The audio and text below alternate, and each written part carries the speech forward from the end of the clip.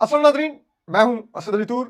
अपने प्रोग्राम असद तूर अनसेंसर्ड में आज हम आपको बताएंगे बड़ी ही दिलचस्प और हल्का खेज इंकशाफात कि इमरान खान साहब से जेल में एक ही माह में 7 दफ़ा कौन जाके मिला और किस बात पर वो इमरान खान साहब को आमादा ना कर सका। बहुत ही दिलचस्प खबर है। दूसरी तरफ अब जबकि इमरान खान साहब ने दोबारा बुशरा बीबी के नाम के साथ इल्ज़ामात लगाए हैं फ़ौज की क़यादत पर, तो अब अंसार वासी साहब भी वर्जन दे रहे हैं उस तरफ का, और वो कह रहे हैं कि सबसे पहले जनरल बाजवा थे जिन्होंने जाके इमरान खान साहब को मुबैना तौर पे बुशरा बीबी की फाइल्स दिखाई, क्या था और इमरान खान की रेड लाइन क्या थी। ये सब भी आपको असतूर अनसेंसर्ड में बताएंगे। तो चलिए सबसे पहले स्टार्ट लेते हैं जो अंसार अब्बासी साहब की स्टोरी है। अंसार अब्बासी साहब की पहले तो स्टोरी आपको बताते हैं, फिर आपको बताते हैं कि कुछ जो चीज़ें उसमें कहाँ पर जैसे कहते हैं ना गेम है। अब अंसार अब्बासी साहब कहते हैं जी, लिखते हैं कि जनरल बाजवा सबसे पहले जाके इमरान खान साहब से मिले और उन्होंने कहा कि जी बुशरा बीबी से मुतल्लिक कुछ चीज़ें हैं कि उनसे जुड़े लोग मुबैना तौर पे करप्शन में इन्वॉल्व हैं, और उन्होंने इमरान खान साहब को एक फ़ाइल का फ़ोल्डर पेश किया कि ये देखें आप। तो कहते हैं इमरान खान ने कहा कि जी बुशरा बीबी मेरी रेड लाइन है, इस पर बात नहीं हो सकती। तो उस पर कहते हैं कि उन्होंने कहा कि नहीं, आप इस फ़ाइल को एक बार देखिए, आप खुद से तहकीकात करवाइए, ये फ़रा घुगी क्या हैं, क्या करती हैं, ये उस्मान बुज़दार और ये दीगर लोग, इनकी ज़रा कनेक्शंस, एक्टिविटीज़ ज़रा चेक कीजिए। तो इस पर खान साहब ने कहा कि इस पर कोई बात नहीं होगी। आप इसके बाद कहते हैं कि फिर उस वक़्त के डीजीआईएसआई जो कि अब फील्ड मार्शल हैं, आसिम मुनीर साहब, वो बतौर डीजीआईएसआई गए और उन्होंने भी जाकर यही बात करने की कोशिश की, तो इमरान खान साहब ने बहुत ही ज़्यादा बुरा मनाया और उस पर उन्होंने जनरल बाजवा को कहा कि जी मुझे लेफ्टिनेंट जनरल आसिम मुनीर साहब के साथ काम नहीं करना और मुझे ये तब्दील करके दे। तो कहते हैं जनरल बाजवा ने इमरान खान साहब को समझाने की कोशिश की, नहीं माने। फिर इमरान खान साहब ने फरमाइश की कि मुझे जनरल फैज़ हमीद दे दें, जो कि उस वक़्त नए-नए लेफ्टिनेंट प्रमोट हुए थे, कि उनको डीजीआईएसआई बना दें और मैं उनको चाहता हूँ। और जो हालाँकि फैज़ हमीद का नाम जनरल बाजवा ने समरी में भी नहीं भिजवाया था, लेकिन इमरान खान साहब ने कहा कि नहीं, मुझे चाहिए नाम। समरी मतलब जो प्रपोज़ समरी थी कि इनमें से आप कोई लेफ्टिनेंट जनरल चुन लें डीजीआईएसआई के लिए। तो इमरान खान साहब ने उस समरी को साइड पे करके खुद नाम प्रपोज़ किया कि नहीं, मुझे फैज़ हमीद साहब चाहिए हैं। हालाँकि फैज़ हमीद साहब उस लिस्ट का हिस्सा नहीं थे जो फ़हरिस्त उनको भिजवाई गई थी। और फिर जनरल बाजवा ने कहा कि आप एक गुड नोट पर अ, जो outgoing lieutenant general Asim Munir हैं, उनसे इख्तिताम कीजिए और उनको एक चाय पे बुलाइए, चाय पे बुला के ज़रा एक अच्छी नोट पर ख़त्म कर दीजिए और वो चले जाएँगे यहाँ से। तो कहते हैं इमरान खान वो भी नहीं माने और फिर उसके बाद द रेस्ट इज़ हिस्ट्री। अब देखिए 2-3 चीज़ें हैं। ये इल्ज़ामात काफ़ी अरसे से जो एस्टेब्लिशमेंट के ज़राए हैं, वो लगा रहे हैं बुशरा बीबी पर। काफ़ी अरसे से बात हो रही है। पीटीआई के ज़राए कहते हैं कि नहीं, इमरान खान साहब के ताल्लुकात दौरा ईरान की वज़ह से ख़राब हुए, कि वहाँ पर कुछ ऐसी बातें कह दी गईं डीजीआईएसआई की तरफ से जो ईरानी हुकाम को पसंद ना आईं, और फिर वो कंप्लेंट की गई अ, इमरान खान साहब को, और वो उस पर उन्होंने माइंड किया और उनको लगा कि उनका दौरा ईरान डीरेल करने की कोशिश की गई है, तो उन्होंने हटा दिया। यहाँ से ये इल्ज़ाम लगता है जो एस्टेब्लिशमेंट की क़यादत है या लोग हैं, कि वो कहते हैं कि जी नहीं, वो बुशरा बीबी की करप्शन की फाइल्स लेके गए थे, जिस पर उनको हटाया गया। अब देखिए, अगर तो कोई तहकीकात में कोई चीज़ें सामने आई थी बुशरा बीबी की, तो वो अभी तक वो फाइल्स किधर हैं जो उस वक़्त प्रेज़ेंट की गई? इमरान खान साहब को वो जो फ़ोल्डर जनरल बाजवा लेके गए, वो फ़ोल्डर किधर है? ये बात हो रही है 2019 की। अल-कादिर ट्रस्ट कब आया सामने पहली दफ़ा? कब इनिशिएट हुआ? ठीक है। जो उनके मलिक रियाज़ के फंड्स थे, वो कब वापस आए? ये सब कुछ तो जनरल फैज़ हमीद के दौर में हुआ। तो उससे पहले जब जनरल फैज़ में डीजीआईएसआई नहीं थे, उस वक़्त कौन-सी करप्शन की ऐसी फाइल्स थीं जो इमरान खान साहब को दी गईं, वो फाइल्स कहाँ पर हैं?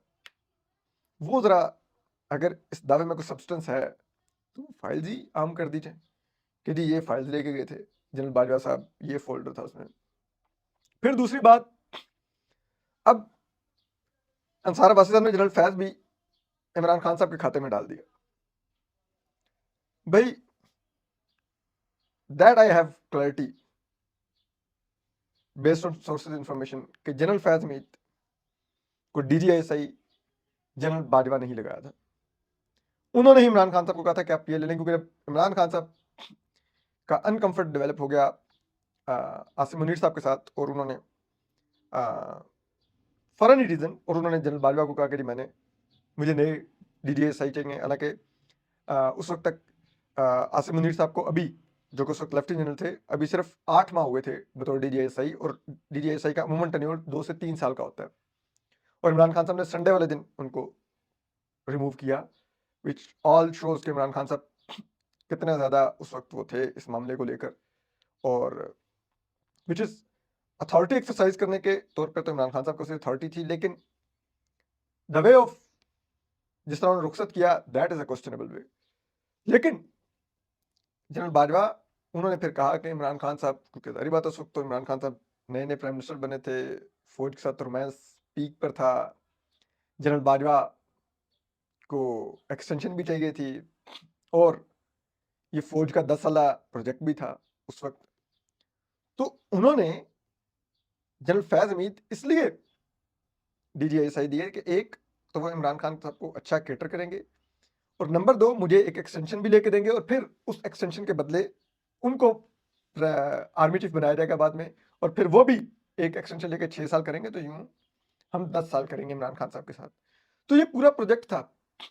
अब आप कहें कि, यानी कि आप कहना चाह रहे हैं कि जो 10 साल इमरान खान को इक़्तिदार में रखने का प्रोजेक्ट इमरान खान का अपना था, कि वो कह रहा था कि मैं बाजवा को एक एक्सटेंशन दूंगा, मीनवाइल फैज़ हमीद को डीजीआईएसआई बनाया होगा, तो फैज़ हमीद फिर जब बाजवा अपनी एक्सटेंशन कंप्लीट कर रहा होगा, तो फैज़ हमीद अगले आर्मी चीफ के लिए एलिजिबल हो गया होगा, तो मैं उसको जैसे कहते हैं आर्मी चीफ बना दूंगा। नहीं, दैट वाज मिलिट्रीज प्रोजेक्ट, जो कि बाद में डिरेल हो गया, अबेंडन हो गया।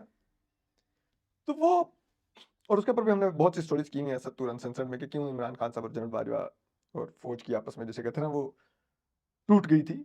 वो भी हमने स्टोरीज की हुई हैं। जनरल फैज़ हमीद की हमने हाई हैंडedness भी स्टोरीज की हुई हैं। लेकिन ये कहना कि नहीं वो, नो, ये आप इमरान खान पर नहीं डाल सकते। इमरान खान साहब पे बहुत कुछ, उनका जो तर्ज हुक्मरानी था उस पर बात हो सकती है, लेकिन आप कहेंगे फैज़ हमीद उनकी चॉइस थी, तो ये, लेकिन अंसार वासी साहब तो जैसी बात है, वो अब सहाफ़त थोड़ी कर रहे हैं, वो तो तर्जमानी कर रहे हैं, जो कहेंगे वो लगा देंगे। तो अब आ जाते हैं दूसरी खबर के ऊपर, और वो है कि इमरान खान साहब से जेल में 7 दफ़ा कौन मिला और क्यों मिला। तो ये कहानी है पिछले साल नवंबर की, जब पीटीआई ने एक लॉन्ग मार्च किया, और वो लॉन्ग मार्च 26 नवंबर को उसका इख्तिताम हुआ बिलाकर, जिसमें इस्लामाबाद में गोली चली, कई पीटीआई के कारकुन उसमें मारे जाने की इत्तलात आई, हॉस्पिटल्स में जो हुआ सब कुछ मतलब जान उठाए गए सबके सामने।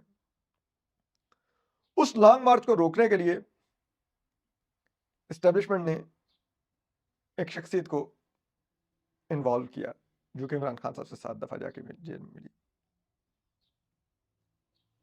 उस शख्सियत का दावा है कि वो खुद, क्योंकि उनके लिए पाकिस्तान की सोच सबसे पहले है, तो वो आए थे और उन्होंने ये किया। लेकिन जाहिर बात है इमरान खान साहब तक बगैर एस्टेब्लिशमेंट की मंजूरी के किसी की रिसाई नहीं हो सकती। तो ये शख्सियत है तनवीर अहमद साहब, जो अमरीकी शहर ह्यूस्टन में बेस्ड बिजनेसमैन है, और इन्होंने दिसंबर 2023 में जो आर्मी चीफ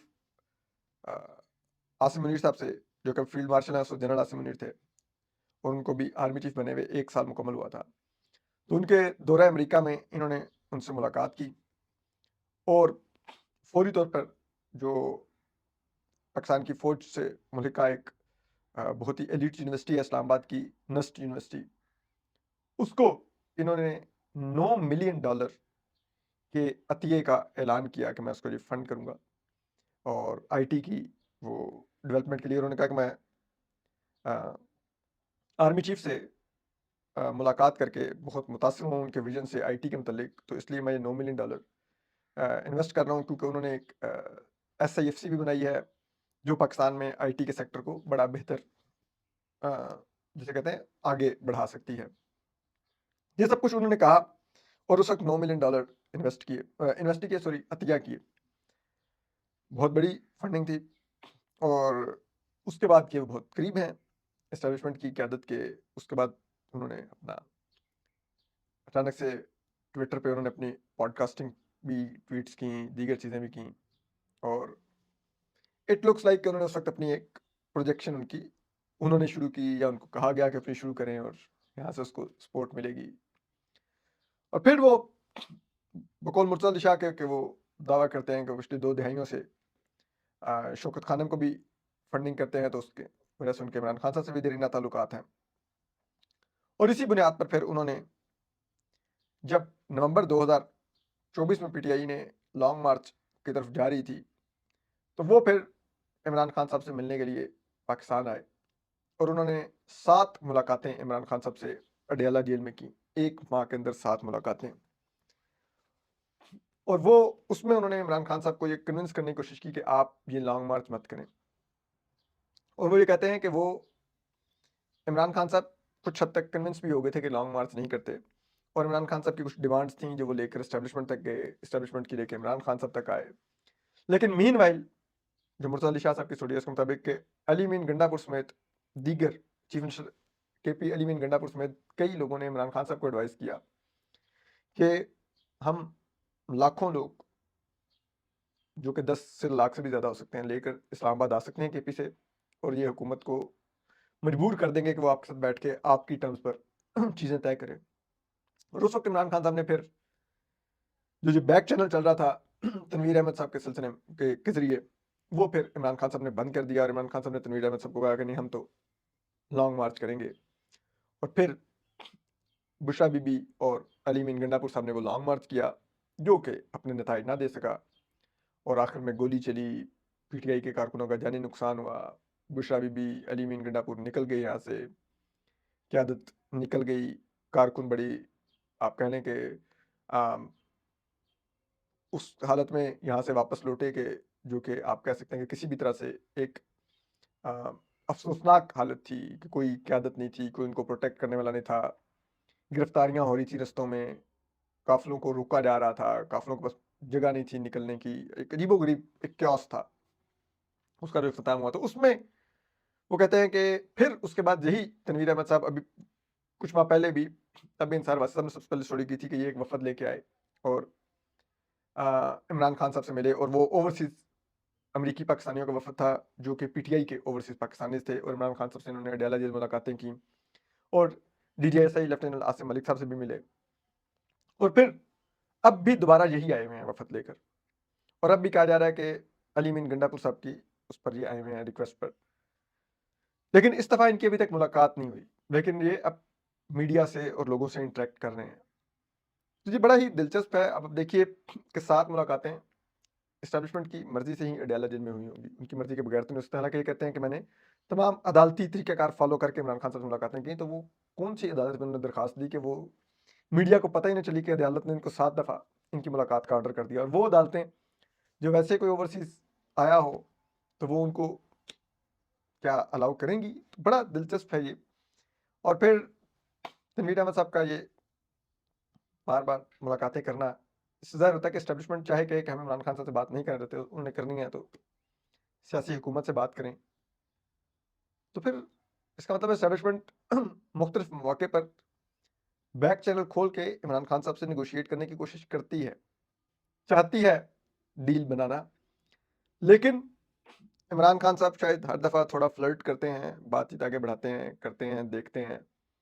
शायद टेम्परेचर की सेंस लेते हैं, पल्स चेक करते हैं कि क्या जो मैं चाह रहा हूँ, उसके होने के कितने इम्कानात हैं कि एस्टेब्लिशमेंट वो बातें मान जाएगी और जब देखते हैं कि नहीं और दूसरी तरफ उनको अपनी स्ट्रीट पावर या अपनी स्ट्रेंथ जो कि इमरान खान साहब की बुनियादी स्ट्रेंथ ये है कि वो he is not a reformist. वो एहतजाजी और बयानिए की स्ट्रेंथ के ऊपर खेलते हैं। यही उनकी स्ट्रेंथ है, गवर्नेंस मॉडल उनकी स्ट्रेंथ नहीं है। तो वो फिर हमेशा अपनी स्ट्रेंथ के ऊपर इन्हिसार करते हैं और फिर वो बैक चैनल डिरेल हो जाता है। इमरान खान साहब एक और मार्च की कॉल देते हैं। तो अब फिर इमरान खान साहब क्योंकि एहतजाजी सियासत की कॉल दे रहे हैं, मार्च की कॉल दे रहे हैं, तो अब फिर ये ओवरसीज़ पाकिस्तानी का पाकिस्तान में मौजूद है और मेरे ख्याल में इन्होंने वापस जाना था लास्ट वीक, लेकिन ये नहीं गए। दैट शोज़ कि एस्टैब्लिशमेंट वेट कर रही है कि इमरान खान साहब जो एहतजाज की कॉल देने जा रहे हैं, उसमें किस हद तक वेटेज होगा, क्या होगा। जब वो कॉल दे दी जाएगी तो फिर इनको कहा जाएगा कि मिले इमरान खान साहब को पैसिफाई करने की कोशिश करें। शायद ये कुछ इस तरह की सूरत हाल डेवलप होती नज़र आ रही है। हम आपको अपडेट करते रहेंगे। अपना ख्याल रखिए। अल्लाह हाफ़िज़।